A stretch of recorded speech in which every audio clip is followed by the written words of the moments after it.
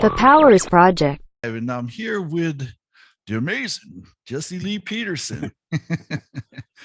I normally let my guests tell who they are, but I think most of my listeners and viewers are probably going to know who you are. But what I'd like to do is talk about what you've done. You are the head of the South Central LA Tea Party. Are you still the head of that? No, we don't have that anymore. Okay. All right. That's faded away. You are an author, you're an activist, you're a counselor, a pastor, a conservative talk show host, and president and founder of Bond, which stands for Brotherhood Organization of a New Destiny. Yeah. And as pastor, you serve a church, a non-denominational church, and you hate Planned Parenthood, abortion, welfare, and Kwanzaa. So does that describe you pretty accurately? Pretty close. Yeah. But what we're doing at Bond is we are rebuilding the family by rebuilding the man and bringing back the order of God in Christ, Christ and man over woman, and woman over children. Because I believe that if we can get men to turn back to the Father, back to the natural state of being, then God will, when they return to their earthly fathers, by forgiving them for not being there for them, and through that they can return to God. And once you return to God, they can bring their family to order. And so we're trying to encourage men to go and forgive their parents, forgive their mothers for turning them away from their fathers, and forgive their fathers for not protecting them from the mother. And once they forgive, God will forgive them and life will change. You shall become a son of God. And once you become a son of God, that's when you can really live, because you walk in the light of God. But you got to let the anger go, because the anger is evil. Anyone that has anger, Satan is their daddy. And so they got to overcome, but if most people decide not to, that's fine, because according to the scriptures, only a few are going to find that straight and narrow path, and most people take the wide road. So only a few are going to find it. We have an entrepreneur academy where we're teaching young men how to start businesses and things like that, because I know that these guys are very talented, right, but they just don't have it, and want to show them how to keep it simple and deal with it day by day, one step at a time. So they tend to get frustrated and turn away from it. So we try to show them how to do that as well. Well, that sounds like a worthy cause. Yeah. So, all right. So let me just say a couple things. One is, my podcast is all about, like I told your producer, it's about getting people to look at things from different perspectives, because I know we all look at it from our perspective and we think we have our truth. I've always contested that you might have your truth, but you don't have the whole truth unless you can look at it from all different perspectives and see where everybody's coming from. Now, you and I, we probably disagree on a lot, but I have a feeling that you and I agree on a lot, because I think that you have the right and the left, and I think we agree on a whole lot more than we disagree on. And yet the only thing that we keep getting fed from media and our politicians, everything is about the differences that we have, and they exacerbate those differences or exaggerate those differences so that we'll keep fighting with one another. Yeah. Would you agree to that? Yeah. And the reason they want us fighting one another, because it divides us. Right. And once we're divided, they can come in and take over. Right. They can take away our freedom of speech, the Second Amendment. We lose our freedom of speech because we're not paying attention to what they're up to. We're busy fighting one another over nothing. Exactly. Stupid stuff like racism, that doesn't even exist, right? But it's I don't know about that. But see, that here's the thing, though. Like, I can believe that there's racism because I've seen it, and I know you've seen it. I don't think it's as prevalent as the left tries to make it out to be, but it's certainly there, and the right tries to pretend like it's not there at all. But as a Black man, I know in this country, there's no way you haven't experienced racism, even in the modern days. When you say you have seen it, and I grew up on a plantation in Alabama, as you know. Mm-hmm. I grew up under the Jim Crow laws, right? Right. And so when you say you've seen it, what did it look like? it looked like being in a car with a friend of mine who was black driving and getting pulled over almost every time we were in the car together, because there was a white man and a black man in the car. So the cops pulled us over because they knew there had to be something going on in order for a black man and a white man to be in the same car. I can tell you, we got put. And the funny thing is that the friend of mine who was driving, his father was actually on the very police force that kept pulling us over. And I just didn't get that. It's like, this car, this is his son. Why do you keep pulling us over? And so it's things like that where I've seen firsthand. I was also a police officer in the military, and I watched police officers in the military who would treat black soldiers completely different than the way they treated white soldiers. And the lack of respect is what made me not become a police officer in the civilian world once I got out of the military, because I was like, I didn't want to deal with that. And so I've seen it firsthand. And again, so when they pulled you over, did they say, I'm pulling you guys over because we're racist? No, they wouldn't. First off, they're never going to admit they're racist, because that would get them in trouble. So they'll always find some silly reason, like, oh, well, you didn't use your blinker, which wasn't true, but it's your word against theirs. If you go take it to court, they're going to, and if you make a big deal out of it, they're going to write you a ticket and you're going to lose. The judge is always going to believe, especially back in those, back in the 70s and 80s. So this happened to you back in the 70s and 80s? That part did, yes.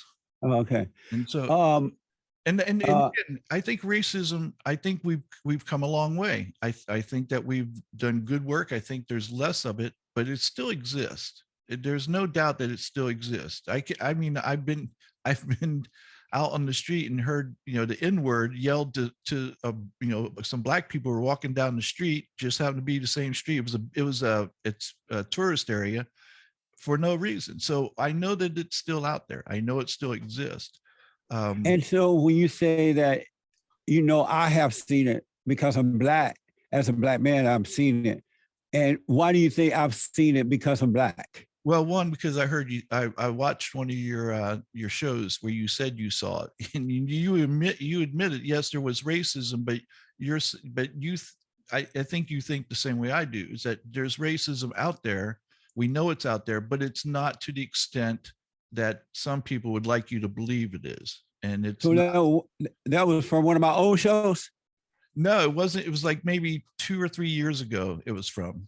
Oh, because the reason I asked, because I at one time I thought racism exists too, only when I moved out here to Los Angeles, because as I said, I grew up in Alabama on a plantation there under the Jim Crow laws. And not one time did I hear the word racism. I was told, and everybody around me was saying, that our battle is a spiritual battle. It's a warfare between good and evil, right versus wrong. And you have those people on the side of good, which is God, and you have those who are on the side of evil, which is the prince of darkness, Satan, right? And so we should treat all people the way that we would like to be treated. And then they knew at the time that Jim Crow law was about the Democratic Party, white Democratic Party, not wanting blacks to be a part of the party. They didn't want blacks in the Democratic Party. So that's what Jim Crow was all about. And that's why there were some blacks and whites got together and they created the Republican Party, because blacks couldn't get into the Democratic Party. And so we knew that it was about good or evil. And when someone was mean to you, it was because they were evil, not because they were racist. They had no love in their heart. They only had hatred in their heart. Because when you're of good, you have love and you treat all people the same, right? And so whenever I haven't stopped a lot. Oh, so I'm jumping ahead a little bit. And so growing up in Alabama, I never heard the word racism until I moved to Los Angeles. And I may have heard it in Indiana, because I went to Indiana first and then I moved to LA. And I heard the so-called black leadership saying that it was racist. The cops are against you because you're black, right? And I was 18, 19, maybe 20. And I believed the lie that it was about race, right? And so once I believed into that lie, I started to see things that way. And so wherever I had a disagreement with white people, the thoughts would automatically say it's because of your race, and I would believe it. But God allowed me to see that it wasn't about race. It has never been about race. It's always been a battle between good and evil, right versus wrong. But the so-called Black leadership and the media and others wanted Blacks to think that so that they can control them. They could get them to overreact to white people, to cops and everybody. Then they say, oh, see, I told you it's racism. We need programs, we need money, and that will enrich them and not the people. But there is no such thing as racism. It's either good or evil, right versus wrong. God said that we wrestle not against flesh and blood, but against spirits and principalities and wickedness in high places. Our battle is a spiritual battle. And if you notice, most Black people don't have love now. They have no love. They hate white people. They hate everybody. Yeah.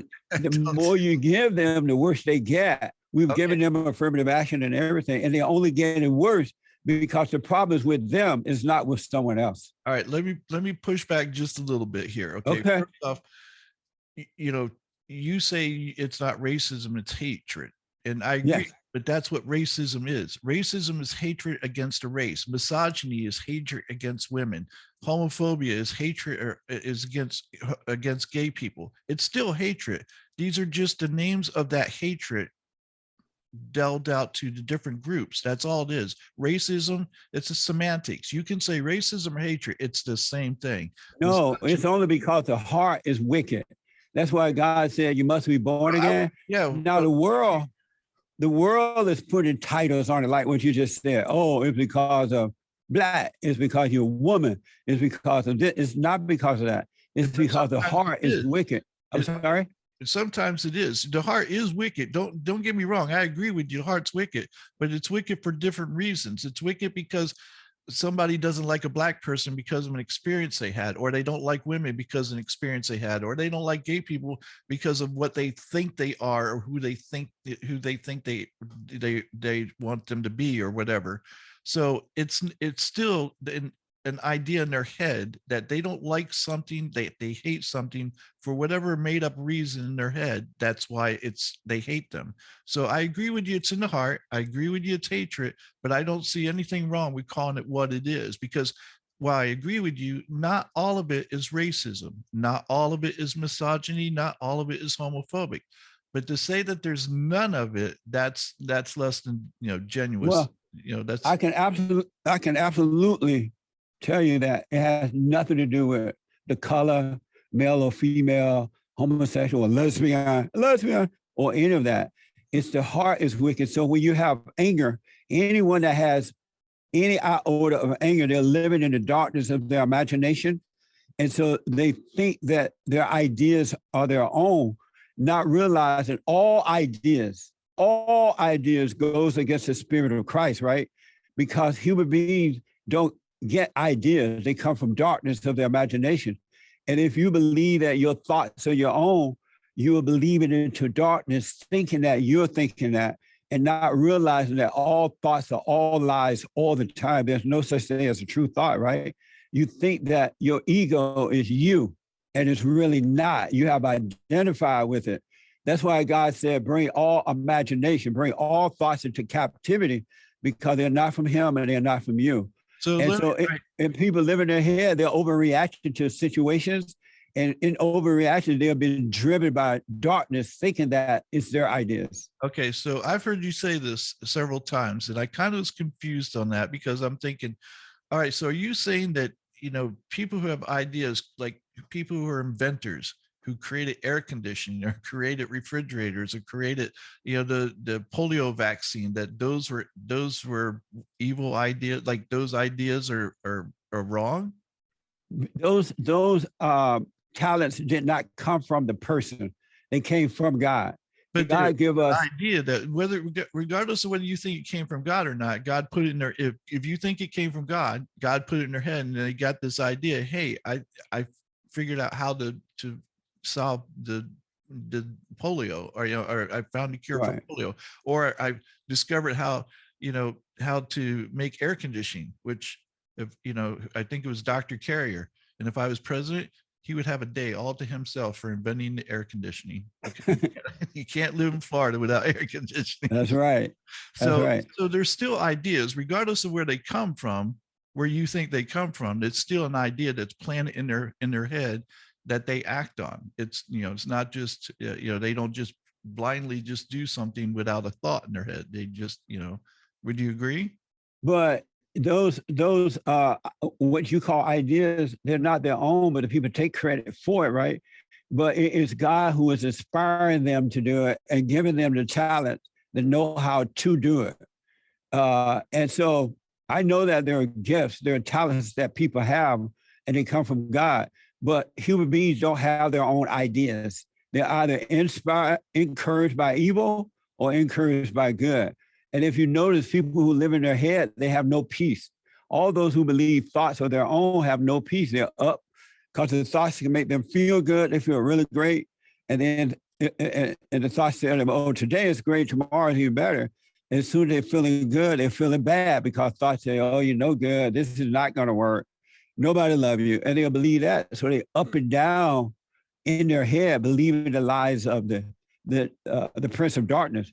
But when you return to the Father, you live in the light, and there is no up and down in life at that point, because it's all love all the time. And there's never no worry, fear, or insecurity, or you don't overreact to the outer environment. You live from within. So it's been my experience that you're right. It's about love, but it's been my experience that the people who have peace are the people who've learned to love themselves, not be in love with themselves, but love themselves, accept themselves for who they are, and have no need for validation or acceptance by anyone other than themselves. Those are the people who I find have real peace. So whether you can say it's God, but I believe it's your inner peace comes from you. Now you could say, well, God gave it to you, and that's fine. I don't, I don't necessarily agree with that, but if that's what it's basically the same thing. And here's not really, because human beings cannot love. We don't have love. Human beings don't have love. No. So how do you explain people who love who don't believe in God? They have no love. That's fake love. And what they're doing, what you don't realize that they're doing, they're getting a false feeling from it. They feel good about loving others. They feel good when they do something for someone. Right. And that's just all ego. That's not the real love. In real love, there are no feelings. You don't feel anything. You appreciate, but there is no feeling. The love of God is not an emotional love. It's a dispassionate love. But the love of ego, which is of Satan, is an emotional love. And that's why people can get mad just like that. If you disagree with them or if you cater to them, they feel good, because that's not the real love. That love is a false love. It's an emotional love because you're in a fallen state. Okay, I'll disagree with you, because when you love yourself, it's not that you can't get angry. Sometimes there's a just anger, and sometimes it's warranted, but they tend to get less angry. They tend to be less egotistical. I mean, when you love yourself, you just, again, things don't bother you like they do when you don't love yourself. And so when do you love yourself? I do, yes, very and much. Where do you get the love from to love yourself? It's a process that I had to go through to accept who I was, and to be and to rid myself of those things I didn't like about myself. I had to take stock of who I was. I had to look at the good, the bad, and the ugly, and those things that I didn't like, I got rid of, because I knew I couldn't love myself as long as these were part of me. So where did you get the love from? From myself. How did you create the love? Because I knew what kind of person I wanted to be, and I knew that's the kind of person I loved. I loved the person who had integrity, who had honor, who was trustworthy, who was loyal, who were all these things. That's the person that I would love. Someone that you could look up to, and someone that you could be proud of. And that. How did you get rid of all the quote unquote bad things? How were you able to get rid of those? Well, I got rid of the bad things that like say, let's say the things, what I say is there's a level, like if you take a stack of things that you love about yourself, like about yourself, dislike about yourself, and hate about yourself, you take the top one that you hate about yourself. Maybe it's, let's just say it's lying. And you just go, I have no desire to lie anymore. I'm not going to lie anymore. No matter what it takes, I will always tell the truth and I will not lie anymore. And that's who I am. I don't lie. And people who know me will tell you I don't lie. And with the exception, That's amazing, man. with the exception of this, if it's your birthday and you say, "Hey, where you going?" I might not tell you I'm going to go get your birthday present. I might tell you a little, tell you, "Oh, I'll be back in a little bit." But I don't consider that a lie because it's not with an intent to hurt people or deceive people in a mean or bad way. Okay. So Yeah. yeah. Well, I have come to realize of ourselves, we can do nothing. Of ourselves, we know nothing. And it's an ego that makes you think that you're in charge, and it makes you think that you know, and it makes you feel that you can change yourself and that you can do this and do that, when it's really not true. But that's why it's so important that people get to know themselves, and then they'll see the battle going on in the darkness of their imagination and the light of God within them. And they will see that in real reality. Yeah. Not the ego. You cannot of yourself do anything. Well, I'll tell you what, we'll have to agree to disagree on this one, because I don't think it's the ego. I think it's a person actually learning what real love is and then be able to give that love to other people as well. And I don't think you need, I don't think you need a God to do that. Now, do you believe in God? I'm agnostic. I don't. Oh, well, no wonder. Yeah. What the? Well, here's the thing. And here's what does agnostic mean? It means that there's been no proof. If he were to show up on my doorstep, I'd go, I believe in you. But until then, I mean, he would have to prove himself to you that he exists. Yeah, I think that's a good idea. I don't see them. I see. Who are you that God who created you should have to prove to you that he exists? All right, my father was part of my creation as well as for my human form, and yet he didn't disappear and say, "Hey, and give me a phone call once in a while. Go, you need to believe in me and do everything I tell you, even though you've never seen me." What kind of father does that? That's amazing. What's the mystery for? That's what I want to know. Like, why is there this big mystery? Why can't we see him? But you can. But let me ask. I want you to. I don't want to interrupt. I don't want to interrupt. But what does agnostic mean again to you? When you say you're agnostic, what does that mean? I don't not believe. I just haven't seen any proof of existence yet. So that if it were there, I could easily change my mind about it. I'm not an atheist. I don't discount that there's any chance of there being a God. I don't discount that.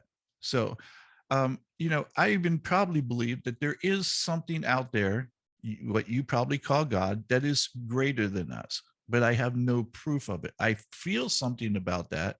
And maybe it's just hope. Maybe I just want there to be something, because I would hate to think that, we spend our time here on earth, and then when that's over, it's done. It seems like it would almost seem like a waste of time. Like we spend all this time on earth doing the things that we do, and then we just die and that's it. That would be sad to me. If that's it, it's unfortunate. But so I think there's a part of me that wants to believe that there's something after this. So nice. And so did you create yourself? No, I didn't. My mother and father got together and created me. So, who created them? Their mother and father, and on down the line. And but how were they able to create you? Through sex. And what about the sex? Something came through the sex, right? Yeah, of course. And what came through the sex? Well, if you're talking about sperm into the egg, I mean, if you're getting technical about it. Yeah. And who created the sperm and the egg? Well, it depends on who you talk to. If you talk to Christians, I'm sure they say God. If you talk to, but I'm asking you, the agnostic, who created the sperm and the egg? Through evolution, the same way, the same way everything else was created. Through evolution. So you want to believe, but you just can't believe because you don't see physical proof. It's a little bit more than that. It's not so much I want to believe or not want to believe. I just will believe whatever is in front of me, and and what I can see and what's shown to me. And things have to make sense because, when you look at the Bible, and I've read the Bible a couple times, and if you want to know the truth, that's really what got me going, yeah, there's something wrong with this, because the stories that if you told me, listen, the Bible is a book of allegories, then I could go, okay, that I get. But if you tell me that you believe these stories to actually have happened, that Noah built an ark and put every land animal on that ark and fed those animals and took care of the poop and everything else on that ark, I would go, yeah, well, first off, let's just say I could suspend reality long enough to believe that. Then my question would be to you, who was on that ark, people wise? He had his family with him before I know, and others. Right. The family of his, he had his family and his son's families as well. Okay. Yeah. So my question would be, okay, if everything else drowned except this little family here, where did Black people come from? That's what I wondered too. Well, see, that's one of those questions that somebody should be able to answer for me to go, okay, this makes sense, but it don't. So. Well, apparently they scattered at some point. Human beings were scattered to the uttermost parts of the world, right? Right, but you can't. Yeah, but you can't make white into black. You can make black into white, but you can't make white into black. You can get tan, but you can't get black. But that's all they have is tan, because when they're in the sun, if you go in the sun and you stay in Africa, right, you go to tan. But the thing is that the first man was black, first woman was black. Who told you that? That's what the scientists have told, that through science they can tell you that black people can get lighter color, but you cannot take a white person and turn them into a black person. So you believe that? I do. Well, why wouldn't I believe science? Oh, now, you believe science, but you don't believe God. Well, yes, because here's the thing about science. Science bases itself off of the knowledge that it has, and science does change. If science one day comes around and says, hey, we were wrong about that, white people can become black, then I'd go, okay, well, now there's proof, because there's actual proof. There's no actual proof of God, none. So do you want to believe, but you just can't? No, it's not that I can't. It's not that I want. It's that I will when there's proof that he or she's there, or whatever it may be. So okay, I understand. Speaking of science, yes, this scientists for a long time now, we're saying that the coronavirus was killing people, right? And everybody and their mama who went to the hospital were dying because of the COVID. Mm-hmm. And now they're coming back and saying that it wasn't true, that people were dying for other reasons too. And they had other medical issues and things like that. And they just said, they attached COVID to it. Did you believe science when they said all those folks were dying because of COVID and no other reason? I questioned it at first, because I questioned, did these people actually die from COVID, or did they just have COVID and they died from some other cause, like a heart attack? So did someone who have COVID have a heart attack and then they said, oh, it was COVID related? And here's the problem with it, is that right now with everything that's going on and everything being so politicized, we can't even get scientists to be honest and truthful with us about things. And so do you believe science now? You still believe in science? I do believe in science. I don't necessarily believe in scientists who have egos. Not all scientists are created the same. So there are those who are out there to do good and to put the facts out there, and there's others who are out there to build their to build their own credibility up so they can become somebody. And so you didn't believe them when they were saying that. They were implying that everybody would die from COVID. You didn't believe it?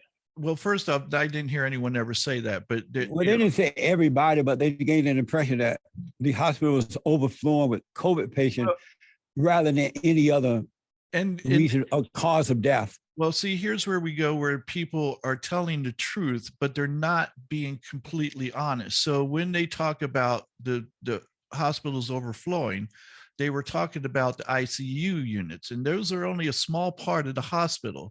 So those units were overflowing, but the way they made it sound was like what you said, like the whole hospital is flooded with people. And so while they weren't being untruthful, they were withholding the facts, to paint the proper picture. And so again, I don't agree with that kind of nonsense, because to me, when you deliberately hold facts back, that's almost as bad as lying, as far as I'm concerned. That's amazing. Let me ask. I'm on the Jesse Lee Peterson show. One last thing about racism. Sure. If racism, as you believe, existed, and you said that it's getting better now, it's not as bad as it used to be. Right. And we have done all we can do for the Blacks. Everything they have asked for, we have done it. Affirmative action, welfare. We have put them in the government. We have put them in the schools, police departments, and things like that, right? Mm-hmm. Governors and mayors and all those things. We let them take over the schools. Why are the Blacks getting, and we let them in the schools without them even earning it? They don't have to earn their way. They just have to be Black. And we let them into school and pretend that they're earning it. Why are they getting worse rather than better? If we were doing what they want or ask for because of racism, why are they getting worse instead of getting better? Okay, well, first, I don't necessarily buy into the entire premise that you just put out there, that Blacks just get into schools and because they do have tests that they have to take. Now, but they're lowered the test, and now they want to take away the SAT test. Right, I agree with that. However, I think that whenever you see, this is where I definitely lean left, especially on social issues. But this is where I disagree with the left. I think that you should always give a helping hand, but I don't think anything should be for free.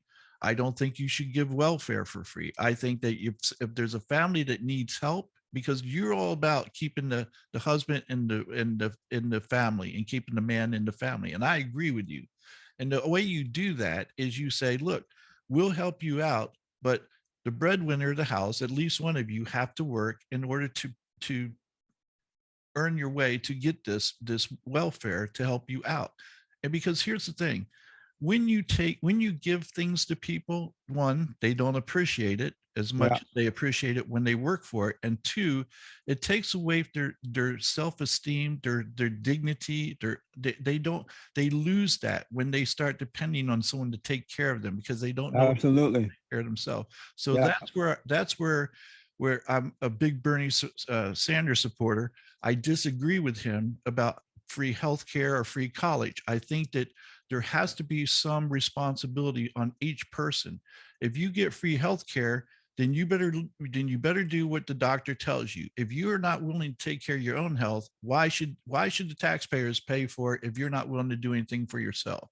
If you're not willing to keep your grades up in school, why should the taxpayers be paying for you to go to school if you're not willing to do the work that you're supposed to be doing in order to keep your grades up? So I believe that I believe we should help everybody. I believe that there should be some responsibility that falls on the shoulders of those people who are being helped. So you're saying that the Blacks are getting worse because we're helping them too much? I wouldn't say. See, I didn't say that. But that was cute. That's like. And here's the thing. I think where you have some, and here's I think the danger is when we generalize. Whenever we generalize, not all, but most. But no, I would disagree with you. You can't say 51% of Black people do this, because I disagree with you. Because of all the Black friends I have, and I do have many Black friends, none of them are on welfare. They all have gone to college. They all have great paying jobs. They all probably, most of them live better than I do. They make more money than I do. So And we put them in the most category, not all, but most. We put them in the not all category, right? So there are some blacks out there who are earning their own way, and they don't hate the white man, and they don't think that the white man is white, is supremacist or superior to them. So they'll go in the not all category, but not the most. Most black people are out to lunch. I would say, look, it's sort of like this, and you might be the exception to the rule, but I think that when you're used to someone treating you a certain way, you start getting a little attitude, you know? Like if you like, I'll tell you for an example. I used to go to this fast food restaurant once in a while, and there was a woman there. She was black, and she always had a nasty attitude, always. And I thought, I wonder why she has such a nasty attitude. Is because she doesn't like white people? And so I decided that I was going to be nice to her no matter what. Well, sure enough, she started to like smile whenever she would see me come because she knew I was going to be nice to her. And she became nice to me to where we became friends. It wasn't that she hated white people. She hated being treated like dirt because she worked in a fast food restaurant and people thought less of her because of that. So we get this image in our head of certain people. Like, I don't think all white cops are racist. I think there are a lot of white cops who are scared of black people. One, because they've never been around them, and so they fear them. So when they tell them that this is why we see cops shoot them, when they're doing exactly what the police told them to do. There's a man he was told, get your ID out of your glove compartment. He goes to reach in and the cop shoots him because he did exactly what he told him to do. Because this cop is so scared of this man because he's black. I don't necessarily believe he's racist. I believe he's afraid of him. And well, most people are afraid of the blacks now, and it's not because they're black; it's because of their bad behavior.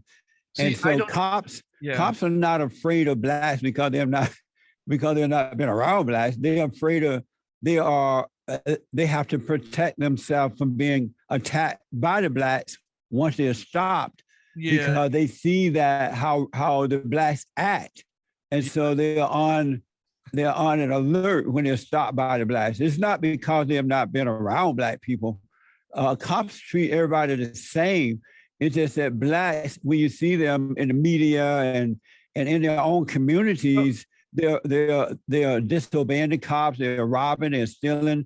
They're running from the cops. They're fighting the cops. They're shooting at the cops. So the cops have to protect themselves, and they have to take measures because they don't know what the blacks that they're stopping would do next. Okay. That's what this is all about. So I agree with you to a certain extent. I believe, yes, the media plays a big role in how white people see black people. I remember when I was young, I remember seeing Geraldo Rivera have two black guys on who had they had the bandanas around their face, they had the sunglasses on their eyes and the hats, and they were saying stupid stuff like, you know what, if you're walking down the street and you got a gold chain and I want it, I'm going to take it. Now, imagine white America sitting here watching this show, and there's these two thugs who are trying to act like, you know, want to be tough guys. And this is what they're telling white America, and white America believes this because it's on Geraldo. And this is the kind of nonsense that's been perpetuated that isn't true, because these two idiots did not represent any black people I personally knew at all. It's not to say they don't exist, but they are such a small minority of the black group. And for us to believe that they're the majority, I think we're doing a disjustice to black people as a whole, because I don't see that. I see black people who are hardworking, who go to work just like we do, and earn a living. And you know, and here's the thing: you asked one of your people one time, one of your guests, do you believe in white privilege? And I was thinking, I believe in white advantage. I don't like the word privilege because it seems like, oh, I was born with this, and you know, like some sort of privilege. But being white is an advantage in this country, and it has. Now it's getting less, but I can tell you right now, there has been times where I went to apply for a job and a black man went and applied. I knew I was going to get the job because it was a white manager and I knew he was going to hire me because I was white. And those things happen, and they still happen, less than they used to, but they still happen. And so there is. How do you know they still happen? because I know there's still people like that out there. Because I know How do you know that? I've seen those people. I personally know some of those people. I don't. So some of your white friends are like that. No. They're not friends. They're people who I know, and I don't associate with them because of that. Just like. But let me ask before we get too far away from this this thing about Geraldo, if I may, I want to. Jesse Jackson once said, "You know who Jesse Jackson is, right?" Of course, yes. He's a so-called civil rights leader. Yeah, exactly. And once Jesse Jackson said that when he's walking down the street and he hear footprints behind him, he look around and he see that it's white people, he feel better. And then and because it's whites. I don't remember how the whole thing went. But was Jesse Jackson? I'm sorry. Do you know why that is? Was Jesse Jackson a racist when he said that? No, but what he was is that he understands that, that when we say that Black people commit more crime, that they commit more crime than they are a bigger percentage of crime than they are as in relation to their percentage here as a people. The thing is that we never take in consideration why.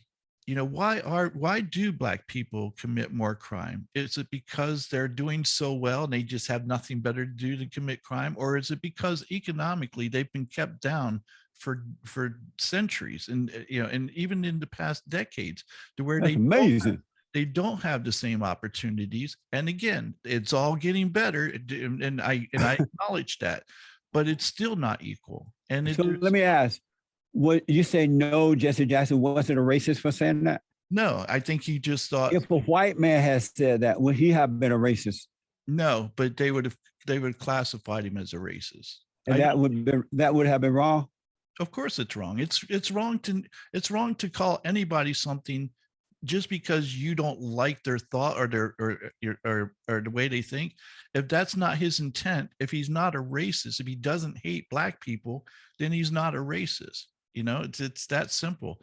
It's sort of like this whole narrative that's being pushed lately, where trans people, or you have, and again, I know people in the trans community, and so I know it's not the trans community itself, because the majority of trans people don't believe this way, but it's these extremists who have the mics who do the talking, and they'll say, this Black girl who's straight, she wasn't trans, she was just a Black woman who said, if you are a trans, if you're a straight man and you don't date a trans female, then you're a transphobe. And I go, no, that's a lie. That is a complete lie.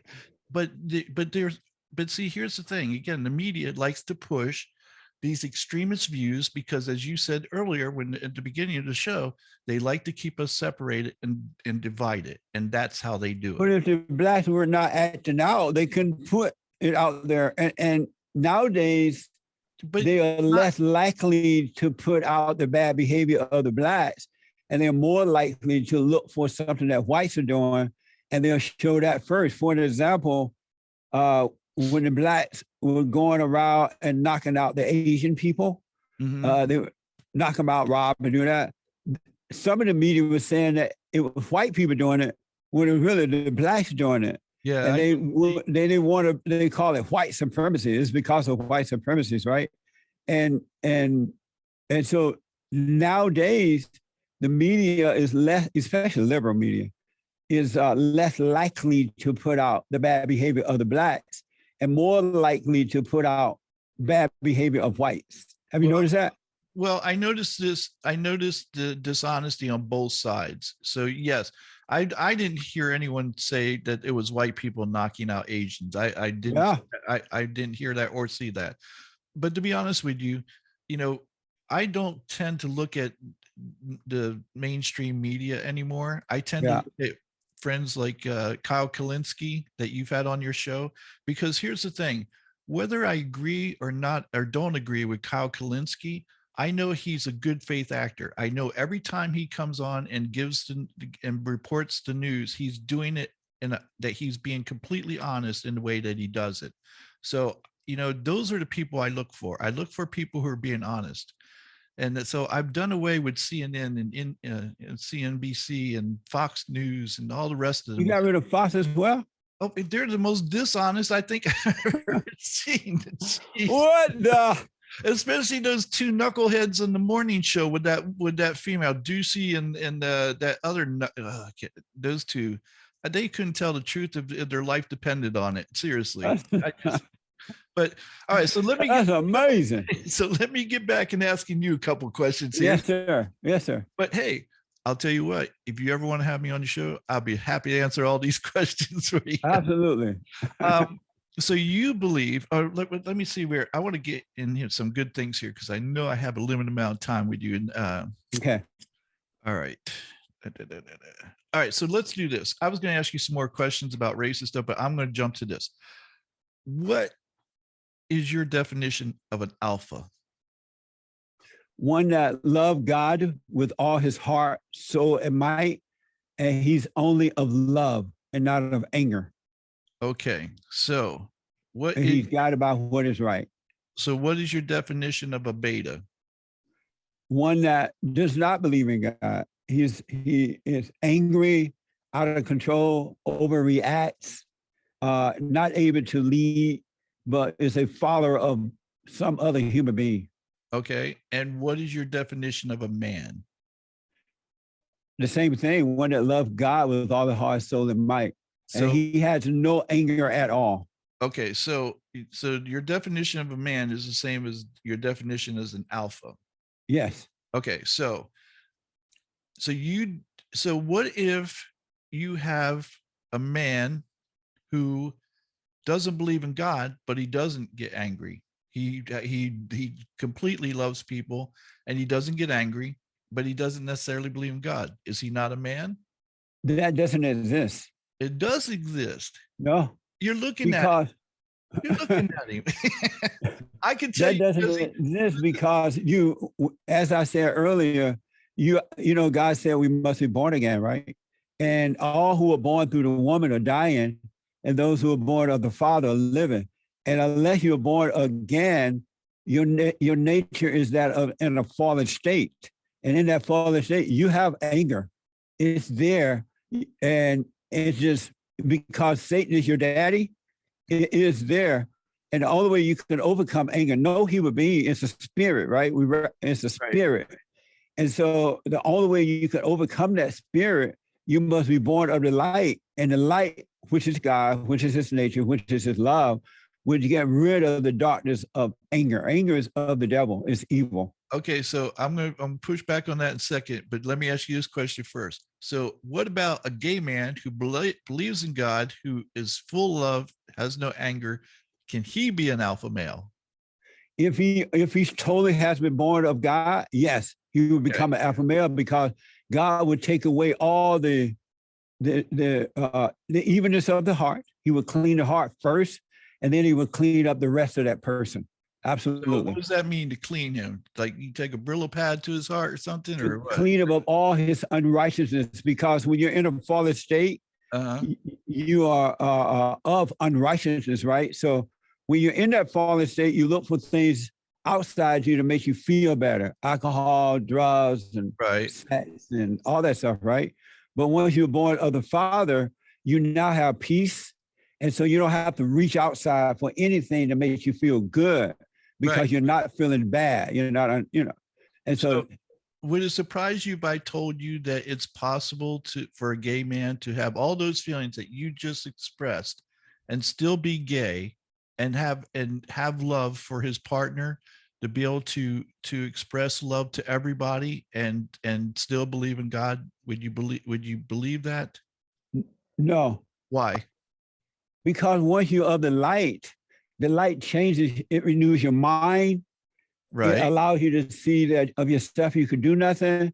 You stop judging, and it will cause you to become a son of God. So what you're saying is that you can't be a son of God if you're gay. No. I mean, you could be in that fallen state, but realize you're wrong. And then you go you go and you forgive, realize that you're wrong. And then that's when the change will happen. God will forgive you. So as you forgive, because there are there are men and women who like any other thing in that lifestyle, right? And they know, and I counsel a lot of them around the world, and they know that it's something they don't want to be there. They have fought against it, and they don't want to be there. They don't want to be into it, but they don't know how to overcome it. Now you have the radicals like the Black Lives Matter and others, Women Live and all that crap. You have them who are pushing the abnorm as the norm. They want you to believe that that's who you really are, and it's not who you are, right? And so, Yes. um, so here, wait, let me so let me just make this real quick. Okay, sure. And so what? There are those who are in there, but they want to overcome it, and they don't know how. Once they realize they got to overcome the anger first, and they go and forgive, they get to know themselves. That's why it's so important to know yourself. They get to know themselves. They go and forgive. God will forgive them and bring them into the light, and they will see that God will do the work. They could not do it of themselves. Okay, so I'm going to tell you this. So you think being gay is wrong? You think that, I don't think it's right or wrong. I just know it's because you're in a fallen state. Okay, so I would say this. As a gay man, I will tell you that it was. Are you gay? Yes, I am. Oh, you're gay. I am. But see, I didn't know that. I don't fit the stereotype. That's the thing. Like I said, there's the stereotypical Black man that the media likes to show on TV that isn't the real Black men I know or Black people I know. But likewise, you don't believe in God, though. Yeah, but I know gay people. And so you don't, and because you don't believe in God, you don't know. But here's the thing: you can't see that you could overcome anything. Okay, so here's where I'll disagree with you, because at one time I believed in God. At one time I believed in him. And how old were you at the time? I was still in my 30s. But you have never believed in God. I mean, as a kid, you knew the Father before you were traumatized, right? But as an adult, you have never believed in him, because you can't believe in God and then go back to unbelief, right? You either believe, because once you're born of him, you can't help but believe. Once you're born of the Father, right, you can't be unborn. It's like when you come out of your mother's womb, you can't go back into the mother's womb. No, so that's a physical act. That's not a belief. The other act is the spiritual act, right? And so once you're born of the Spirit of the Father, of the Son, and of the Father, you can't be unborn again. Christ even said you can't go back into your mother's womb.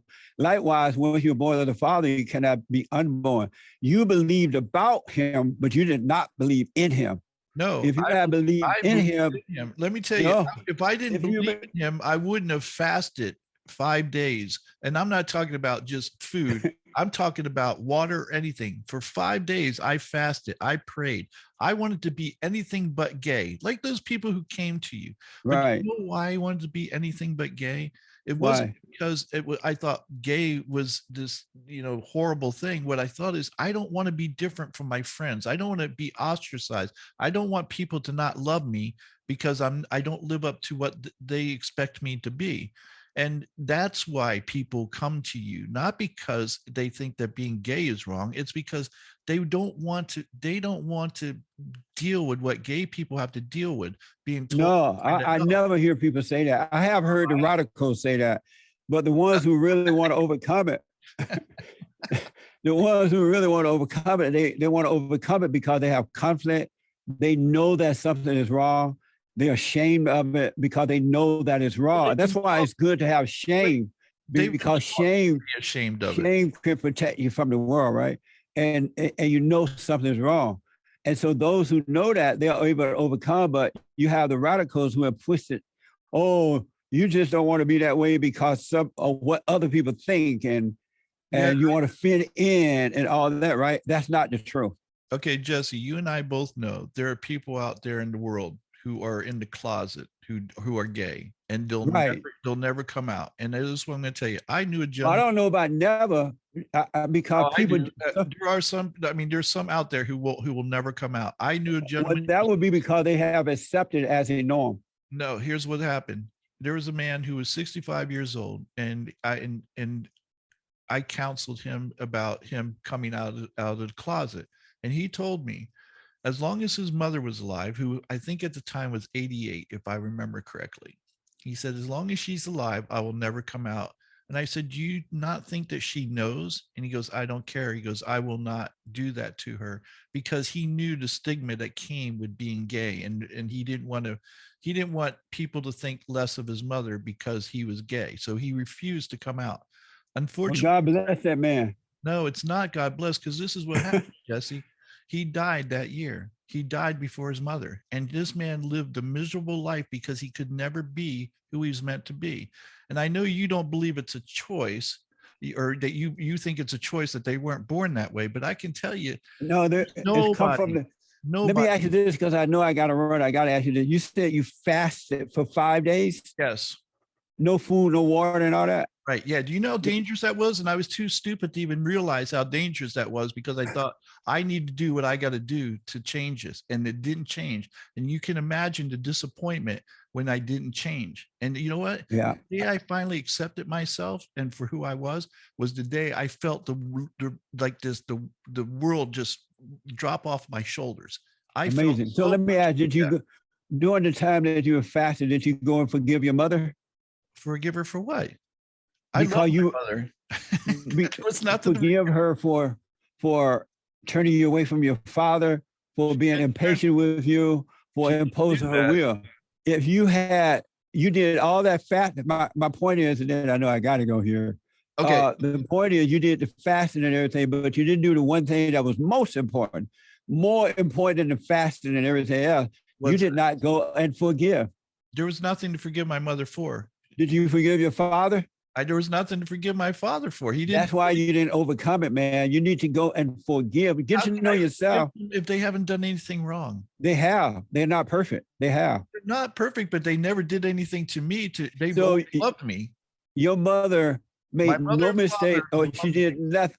Your mother did nothing that irritated you while you were growing up. No. I mean, she was totally perfect in the way she raised you. Yeah, here's the thing I'm going to tell you. She was perfect. I loved my mother so much that I idolized my mother to the point where I would hold other women, like I would go, because my mother was a very loving person. She's the kind who would give her last dollar to somebody if they were broke. She was a very good person. So I rest my case. Your mother was a great person. No. All right, so let's do this. I know you got to go, but gosh, yeah, I do. This was a good show. I would love to do this again with you sometime. Absolutely, man, for sure. It was really fun, Kurt. Very, very interesting. Because I have so much more I would love to talk to you about. And I would love to come on your show where you could ask me more questions, because I would love to answer all of them for you. And all right. We can disagree, but I can still respect you for who you are and respect you for what you think, because I know you truly believe what you believe. And that's all we can do, is like respect each other, regardless of whether we believe with each other or not. That's why we have to not let the government stop us from communicating. Right. I agree. They don't want that. Right. We need to talk more about that. Yeah, absolutely. All right, Jesse. Well, listen, thank you very much for being on the show. And folks, thanks for joining us. I hope you enjoyed this as much as I did. Can I have folks, they can go to my website. Oh, yeah. I'm sorry. Go ahead and tell them all, because I'm going to put all the links, but go ahead and tell them where they can. Okay. Rebuildingtheman.com, rebuildingtheman.com, or JesseLeePeterson.com. JesseLeePeterson.com. Okay, gotcha. And I also know you got some books out there. I'll put the link up from Amazon for those too. Okay. Thank you. All right. Thank you, sir. Folks, thanks again for joining us. And until next time, stay safe, be careful, and love yourself so you can love others. Bye. Amazing.